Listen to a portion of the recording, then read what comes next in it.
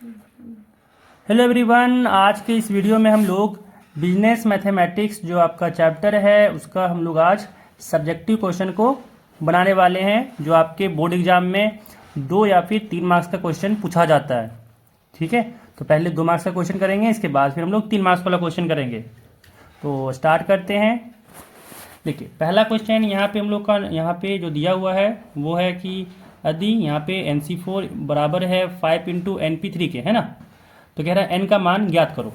देखिए कैसे बनाएंगे। NC4 दिया हुआ है बाएं तरफ और दाएं तरफ कह रहा है कि ये है इक्वल 5 इंटू NP3 के, है ना। तो NC4 कैसे होगा। NC4 डेफिनेशन के अनुसार n फैक्टोरियल बाई, यानी नीचे हो जाएगा 4 फैक्टोरियल, फिर इंटू में हो जाएगा n-4 का फैक्टोरियल, है ना। और ये कह रहा है कि बराबर है 5 गुने NP3 भी। NP3 क्या हो जाएगा, n फैक्टोरियल बट्टा में हो जाएगा n-4 फैक्टोरियल, है ना, n-3 फैक्टोरियल, सॉरी यहाँ पे 4 नहीं 3 है, तो यहाँ पे n-3 हो जाएगा। तो यहाँ हो गया n-3 फैक्टोरियल, समझ में आ रहा है। तो 4 फैक्टोरियल से 4 फैक्टोरियल कट जाएगा, है ना। यहाँ पे हम लोग n का वैल्यू निकालना था। यहाँ पे देखिए n फैक्टोरियल से n फैक्टोरियल कट गया। यहाँ पे क्या करेंगे, देखिए यहाँ पे हो गया 1 अपॉन नीचे यहाँ पे 4 फैक्टोरियल और यहाँ पे इंटू में n-4 का फैक्टोरियल, और ये बराबर होगा 5 बटा n-3 का यहाँ पे फैक्टोरियल था। तो अगर हम लोग जानते हैं कि n फैक्टोरियल डेफिनेशन के अनुसार क्या होता है कि n को बाहर करो तो यहाँ बचेगा n-1 का फैक्टोरियल, यानी अगर हम लोग n-3 बाहर कर लें तो एक उससे कम, यानी n-4 का फैक्टोरियल यहाँ बचेगा, है ना। अब n-4 फैक्टोरियल से n-4 फैक्टोरियल कट जाएगा, ठीक है। तो यहाँ सब कट गया, फिर क्रॉस मल्टीप्लाई कर लेते हैं। तो यहाँ से क्या हो गया, n-3 फैक्टोरियल ये इक्वल हो गया आपका 5 गुने 4 फैक्टोरियल के, ठीक है, 5 गुने 4 फैक्टोरियल के, यानी यहाँ पे कितना हो गया 5 इंटू 4 फैक्टोरियल, यानी 4 इंटू 3 इंटू 2 इंटू 1, ठीक है। तो कितना हो गया 5 चौके 20, 20 तिया 60 दूनी 120। तो यहाँ पे इसका वैल्यू हो गया 120, n का जो वैल्यू हो गया वो हो गया 120, ठीक है। चलिए अगला सवाल देखिए। अब अगला सवाल देखिए, यहाँ पे कह रहा है कि इसका डिटर्मिनेंट का यहाँ पे हम लोग को वैल्यू निकालना है, ठीक है।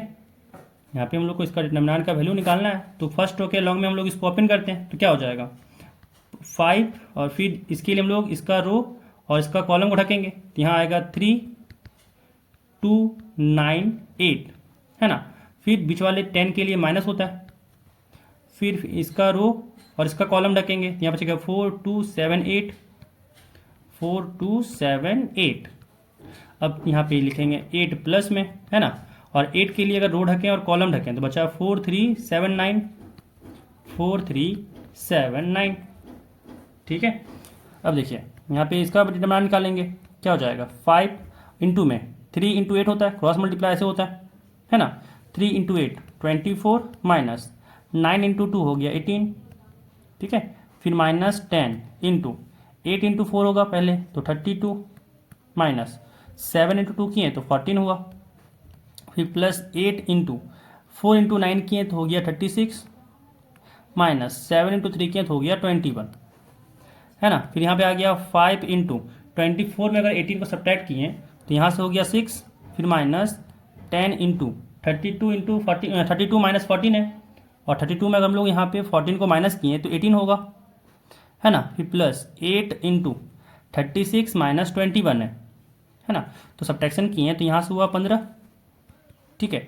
और यहाँ पे आ गया 5 इंटू 6 हो जाएगा आपका 30, माइनस यहाँ पे 18 इंटू 10 इंटू 18 किए तो यहाँ पे हो गया 180, फिर प्लस 15 इंटू 8 किए तो ये हो जाएगा 120, है ना।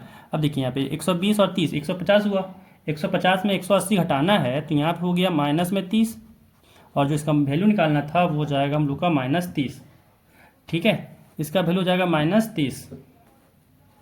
चलिए अगला देखिए, यहाँ पे इंटीग्रेशन निकालना है इसका, ठीक है ना।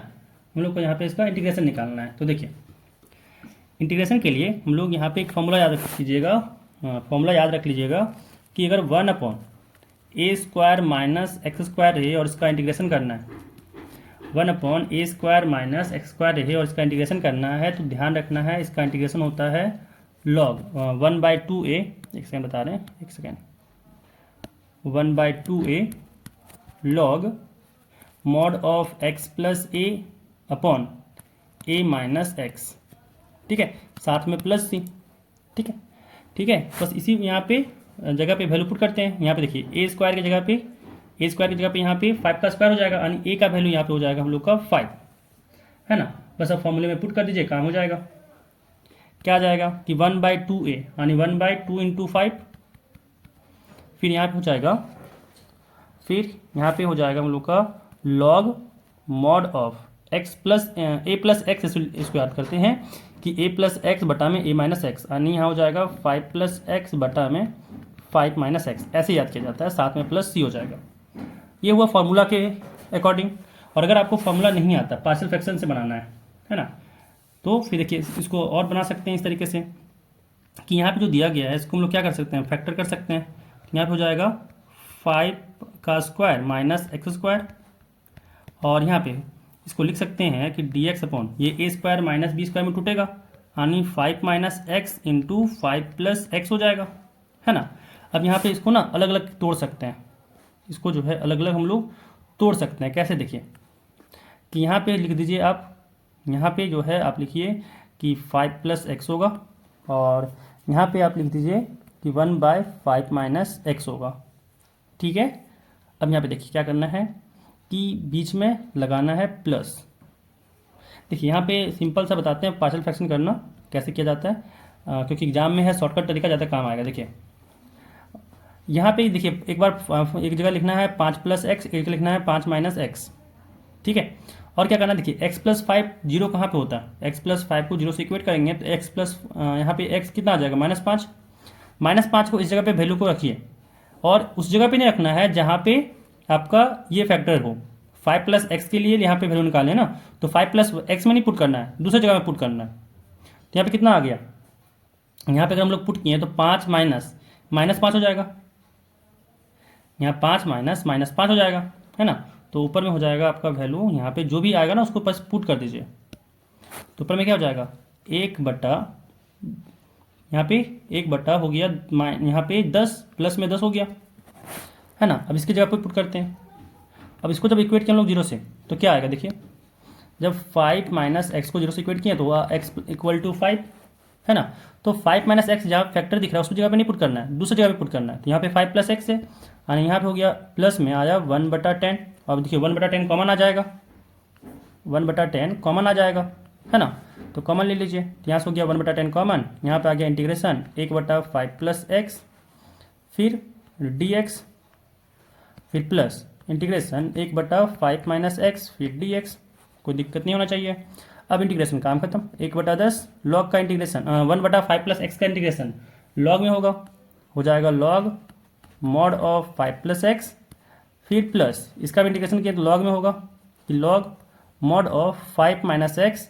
और ध्यान रखना यहाँ पे माइनस एक्स है, इसी कारण से एक माइनस यहाँ बाहर हो जाएगा। जब माइनस में एक्स रहता है ना हर जगह पे, तो इंटीग्रेशन आपका माइनस बाहर हो जाएगा, साथ में प्लस सी। अब देखिए लॉग ए माइनस लॉग बी का फॉर्मूला लगाएंगे, ये चीज़ वापस आ जाएगा लॉग ए बाई बी, सही हमारा। तो ये भी क्वेश्चन यहाँ पे कंप्लीट हुआ। अब देखिए अगला सवाल, यहाँ पे कहा जा रहा है, अगला सवाल यहाँ पे कहा जा रहा है कि 52 पत्तों वाले ताश की एक गड्डी से एक रानी के खींचे जाने की प्रायिकता क्या है ना। ठीक है, तो देखिए कैसे सॉल्व करेंगे इसको। तो 52 पत्ता है ना, और हम लोग को यहाँ पे निकालना है एक रानी। तो टोटल यहाँ पे कहा जाता है 4 रानी होगा, गड्डी जो है उसमें 4 रानी होगा, समझ आ रहा है। तो जो यहाँ पे प्रोबेबिलिटी हो जाएगा क्या होता है, फेवरेबल आउटकम्स। तो फेवरेबल आउटकम्स यहाँ पे 4 रानी है बटा 52 टोटल पत्ता होता है, तो 4/52 हो गया, समझ आ रहा है। तो यहाँ पे क्या हो गया 4/52 यानी 1/13, प्रोबेबिलिटी हो गया यहाँ पे 1/13। ठीक है, चलिए अगला सवाल देखिए। अगला सवाल देखिए, कहा जा रहा है कि यहाँ पे the marks obtained by a students in English, है ना, mathematics and economics are 75, 92 and 49। Find its average value, average score. तो जो एवरेज स्कोर होगा वो क्या करना है, तीनों को जोड़ना है, 75 प्लस 92 प्लस 49, और फिर जितना टर्म होता है उससे डिवाइड करना होता है, समझ आ रहा है। यहाँ पे देखिए ऐड कीजिए, कितना हो गया 9 और 2 11 और 5 16 का 6, 1 कैरी, 4 और 1 5 हो जाएगा, 4 और 1 5 और 9, 9 और 5 14 हो गया। 14 में अगर 7 ऐड किए तो 200 यहाँ पे 16 हो गया, डिवाइडेड बाय 3, ये कट गया 3 से 7, 3 2 जा 6, तो यहाँ पे इसका एवरेज स्कोर आ गया 72, एवरेज स्कोर यहाँ पे आ गया 72।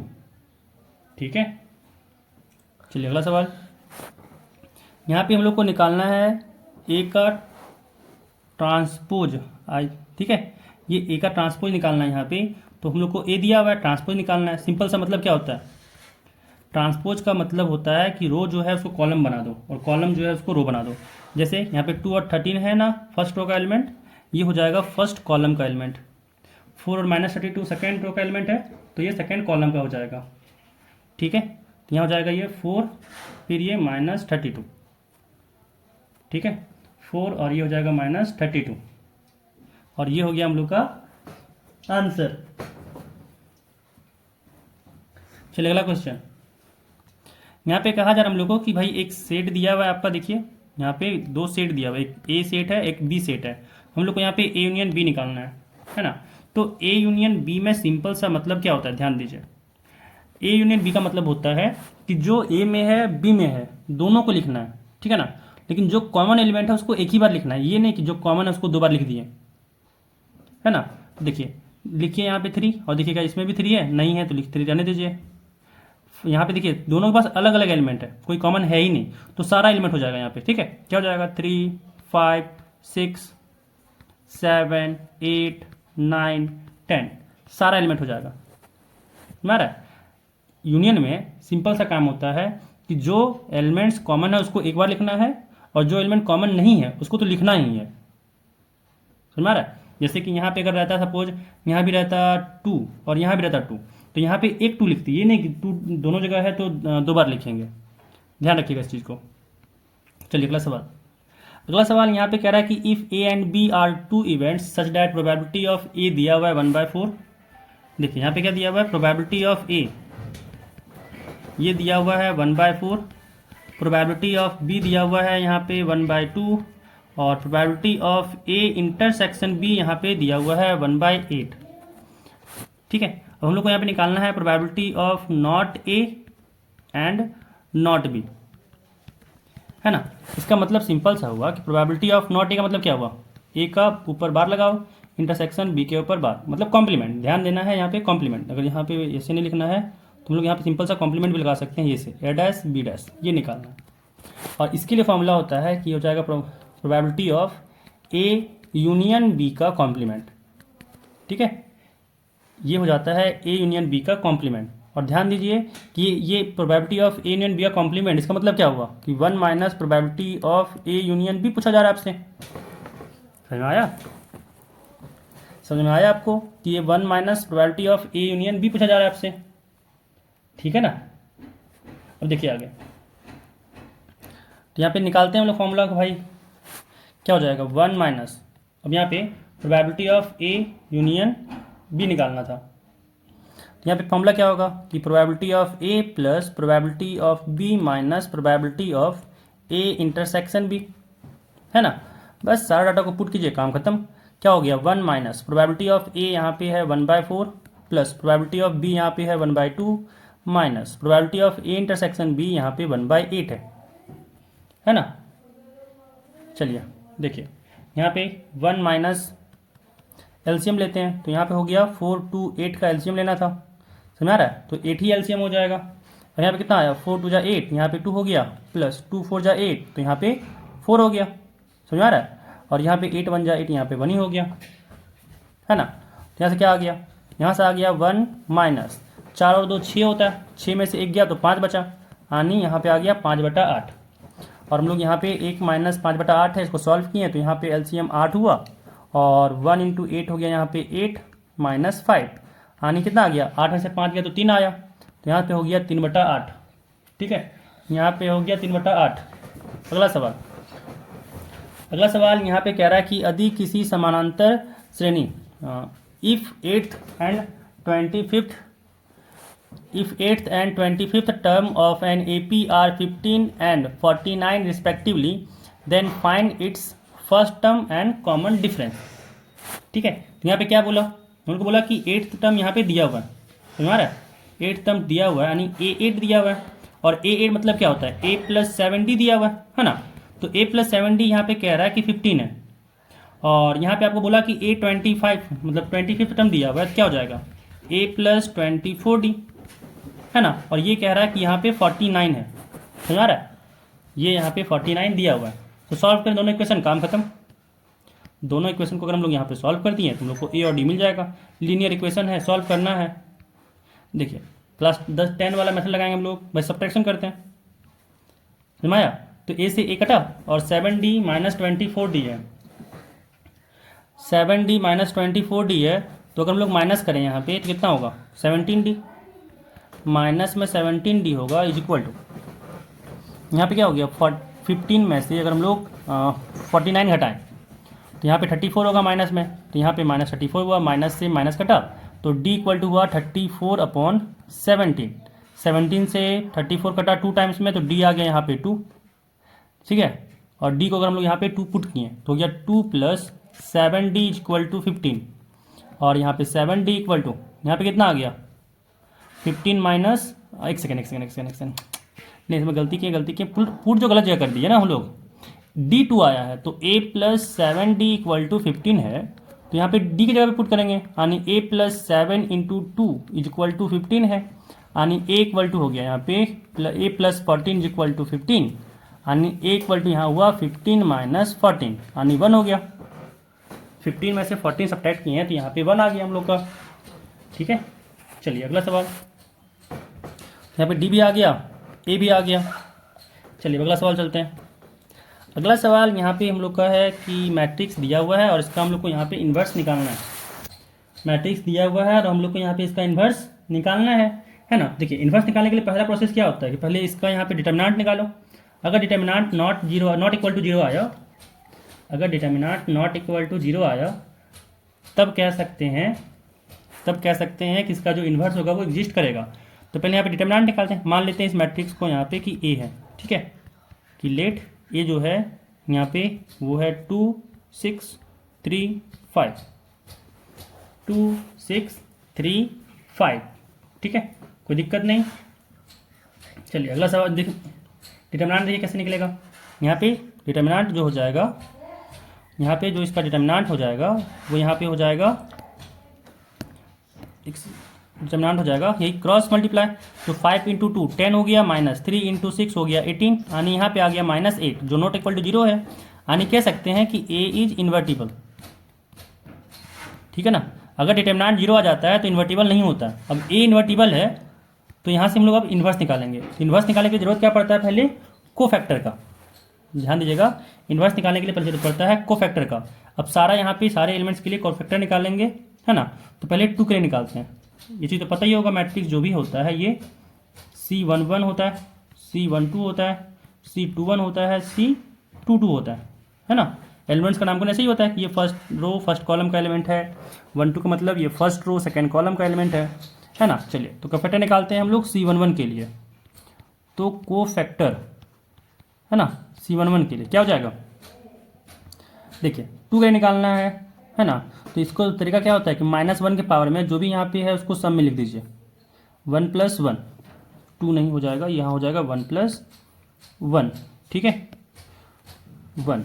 अब यहाँ पे देखिए 2 का रो 2 का कॉलम ढकिए, जो बचा उसको लिखिए, है ना। तो यहाँ पे कितना आ गया, -1 के पावर में 1 + 1 है, यानी इवन है, तो इवन के कारण 1 हो गया, और यहाँ पे बाहर 5 है, तो कोफैक्टर आ जाएगा आपका 5, कोफैक्टर यहाँ पे आपका आ जाएगा 5, ठीक है।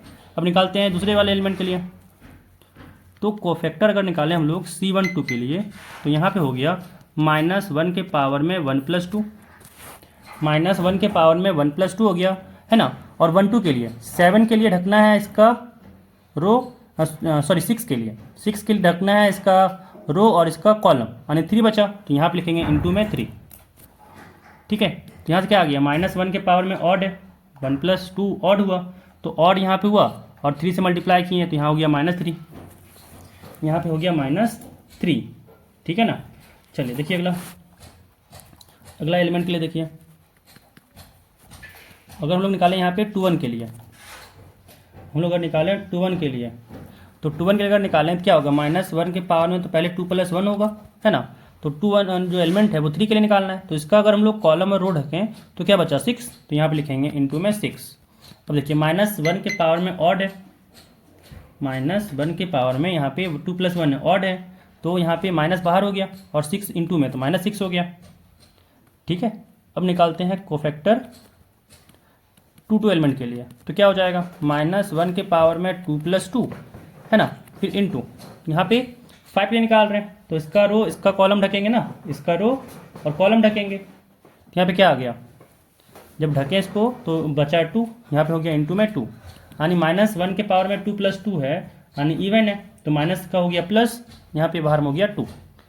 ठीक है, तो एडजॉइंट क्या हो जाएगा इसका, एडजॉइंट ऑफ ए, जो भी है एलिमेंट्स उसको मैट्रिक्स फॉर्म में लिखो, है ना। क्या हो जाएगा, यहाँ पे 5, यहाँ पे -3, यहाँ पे -6, यहाँ पे 2, है ना। जिस एलिमेंट्स के लिए निकालें उसी एलिमेंट पे पुट करो और फिर इसका ट्रांसपोज ले लो, तो एडजॉइंट ऑफ ए यहाँ पे हो गया 5 -3 -6 2, ये हो जाएगा आपका एडजॉइंट ऑफ ए, ये यहाँ पे हो गया एडजॉइंट ऑफ ए। अब ए इनवर्स के लिए फॉर्मूला क्या होता है, तो ए इनवर्स के लिए फॉर्मूला होता है one by determinant of A into adjoint of ए।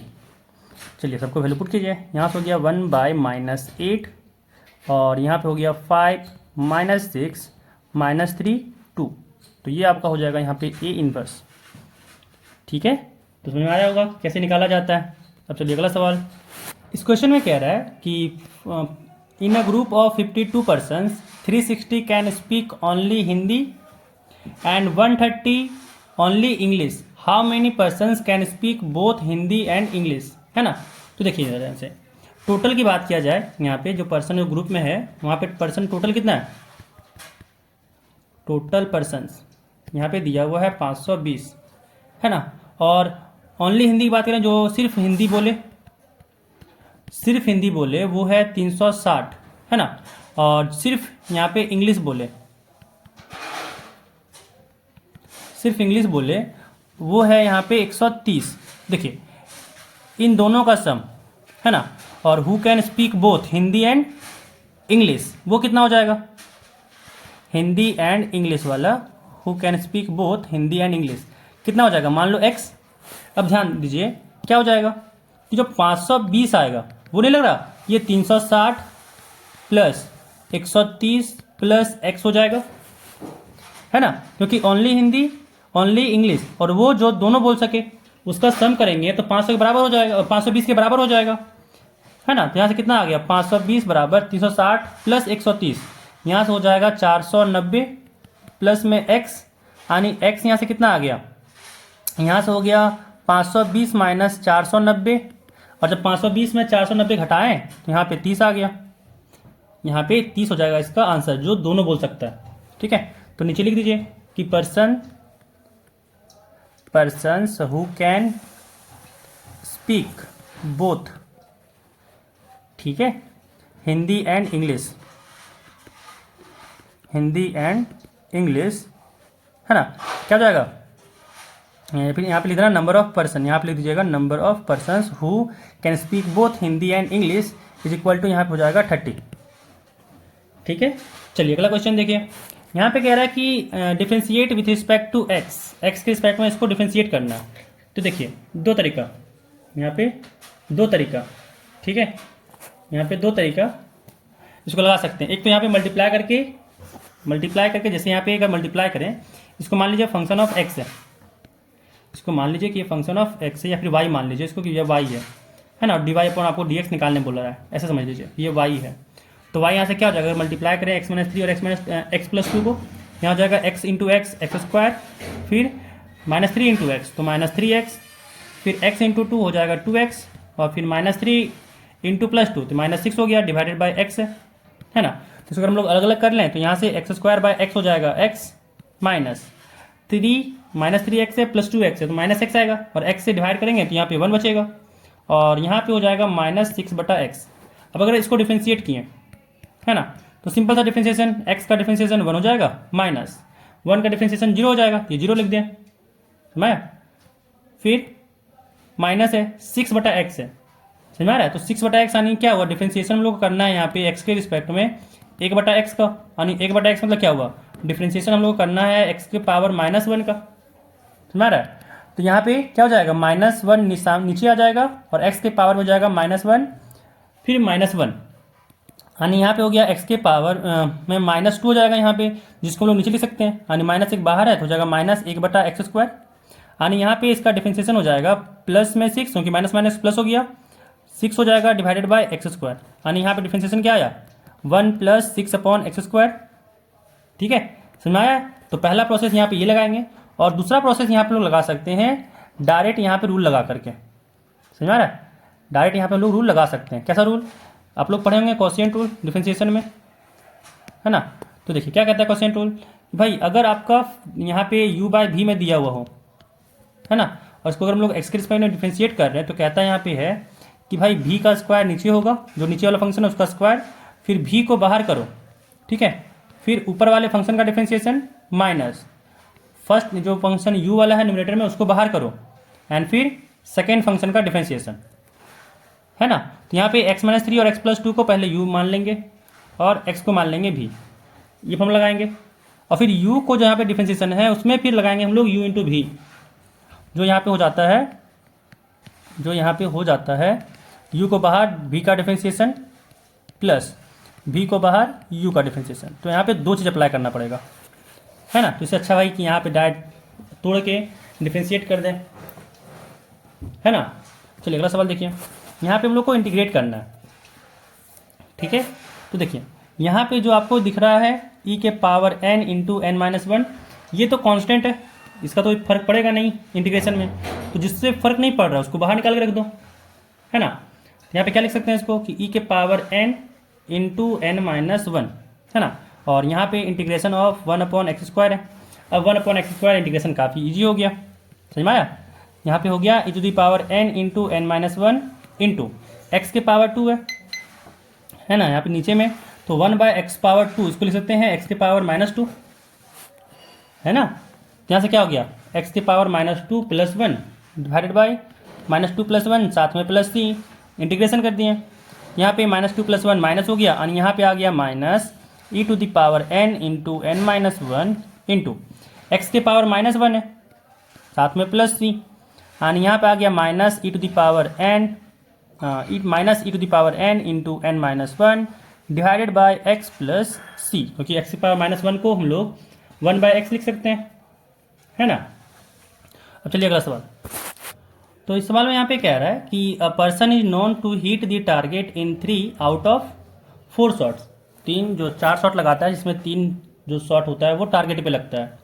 आई कह रहा है कि whereas another person is known to hit 2 out of 3 shots, यानी मान लो कि पहला पर्सन ए है तो उसका जो शॉट्स का प्रोबेबिलिटी है हिट करने का वो है 3/4, दूसरा पर्सन को मान लो बी, तो उसका जो प्रोबेबिलिटी है हिट करने का वो है 2/3, ठीक है। और हम लोग को यहाँ पे निकालने बोल रहा है probability of, find the probability of the target being hit at all when they both try, यानी यहाँ पे निकालना है हम लोग को ए यूनियन बी, ठीक है। अब ध्यान दीजिए, probability of A union B का फॉर्मूला क्या होता है, probability of A plus probability of B minus probability of A intersection B, है ना। अब देखिए probability of A intersection B चाहिए, और अगर यहाँ पे ए और बी इंडिपेंडेंट इवेंट रहता है तो probability of A intersection B होता है probability of A into probability of B. और ध्यान दीजिएगा यहाँ पे ए और बी जो इवेंट है ये दोनों इंडिपेंडेंट है, क्योंकि एक के शॉट लगाने से दूसरा पे कोई इफेक्ट ही नहीं हो रहा है, ठीक है। तो यहाँ पे probability of A intersection B की जगह पे फॉर्मूला लगाएंगे probability of A into probability of B, ठीक है। तो यहाँ से हो गया probability of A into probability of B minus A intersection B के लिए probability of A into probability of B हो जाएगा। अब प्रोबेबिलिटी ऑफ ए यहाँ पे 3/4 है प्लस प्रोबेबिलिटी ऑफ बी यहाँ पे 2/3 है माइनस प्रोबेबिलिटी ऑफ ए 3/4 गुने प्रोबेबिलिटी ऑफ बी 2/3, 3 से 3 कटा, 2 से 4 कटा 2 बार में, यानी यहाँ पे आया 3/4 प्लस 2/3 माइनस 1/2, है ना। अब देखिए यहाँ पे एलसीएम लेते हैं, 4, 3, 2 का एलसीएम लिए तो ये हो गया 12, ठीक है। यानी यहाँ पे कितना हुआ 4, 3 = 12 और 3, 3 = 9 प्लस 3 4 जा 12, तो यानी 4 2 जा 8, माइनस 2 6 जा 12, यानी 6 1 जा 6 हो गया, और 9 8 यहाँ पे होता है 17, 17 माइनस 6 यहाँ पे 11 हो गया, यानी 11/12। तो यहाँ पे इसका प्रोबेबिलिटी आ गया 11/12। ठीक है, अब चलिए अगला सवाल। यहाँ पे कह रहा है कि यदि दो संख्याओं का if arithmetic mean and geometric mean of two numbers are 10 and 8 respectively, यानी यहाँ पे क्या कह रहा है कि जो अर्थमेटिक मीन है वो दिया हुआ है यहाँ पे 10 और ज्योमेट्रिक मीन दिया हुआ है यहाँ पे 8। ठीक है, और यहाँ से हम लोग को पूछा जा रहा है कि हार्मोनिक मीन क्या होगा, है ना। तो रिलेशन पहले जान लीजिए कि क्या होता है।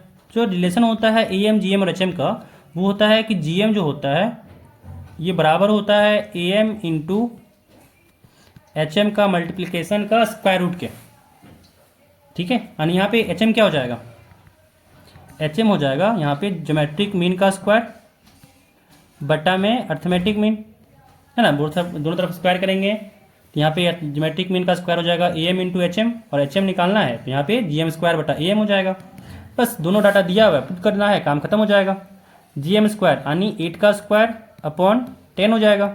तो 8 का स्क्वायर कितना हो गया, यहाँ पे 64 हो गया अपॉन 10। ठीक है, कट करें कट करते हैं, यहाँ पे 4 से कट होगा तो यहाँ पे हो जाएगा 1 सेकेंड, 4 से तो कट करना नहीं है, यहाँ पे 2 से तो 32 हुआ, और यहाँ से 5 हुआ, यानी यहाँ पे आ गया 32/5। जो यहाँ पे हार्मोनिक मीन हो गया वो हो गया 32/5। ठीक है, चलिए अगला सवाल देखिए। अगला सवाल कह रहा है यहाँ पे कि find the GP of 8 and 11। Find the GP of, एक सेकेंड, जीएम होना चाहिए था, ये जीपी नहीं, ये गलती लिखा हुआ है, याद रखिए यहाँ पे जीएम होगा, क्योंकि यहाँ पे कह रहा है गुणोत्तर माध्य, है ना। ज्योमेट्रिक मीन निकालना है, तो देखिए ज्योमेट्रिक मीन जो होता है यहाँ पे वो हो जाएगा रूट ओवर 2 नंबर का जब भी ज्योमेट्रिक मीन निकालना होता है उसका फॉर्मूला होता है, देखिए अगर ए एंड बी का ज्योमेट्रिक मीन निकालना है, ठीक है, तो फॉर्मूला रखिएगा कि ज्योमेट्रिक मीन का होता है रूट ओवर ए इंटू बी। तो क्या हो जाएगा यहाँ पे 8 इंटू 11, समझ रहा है, तो यहाँ पे हो गया रूट ओवर 88, रूट ओवर 88। ठीक है, या फिर अगर इसको और सॉल्व करना है तो यहाँ पे इसको लिख ही सकते हैं हम लोग कि रूट 88 को 4 इंटू 11 कर सकते हैं, 4 इंटू 22 कर सकते हैं, और 4 का स्क्वायर रूट होता है 2, यानी आ गया 2 रूट 22। ठीक है, तो ये हो जाएगा ज्योमेट्रिक मीन। चलिए अगला सवाल। सारे सवाल यहाँ पे ख़त्म हुए। ठीक है, तो आपको अगर ये वीडियो पसंद आया होगा तो वीडियो को लाइक कर दीजिएगा, है ना, और फ्रेंड्स के साथ भी शेयर कर दीजिएगा ताकि उन्हें भी ये वीडियो देख सकें और उन्हें उनका भी एग्जाम का तैयारी अच्छे से हो सके। चलिए फिर मिलते हैं नेक्स्ट सेशन में। Thank you.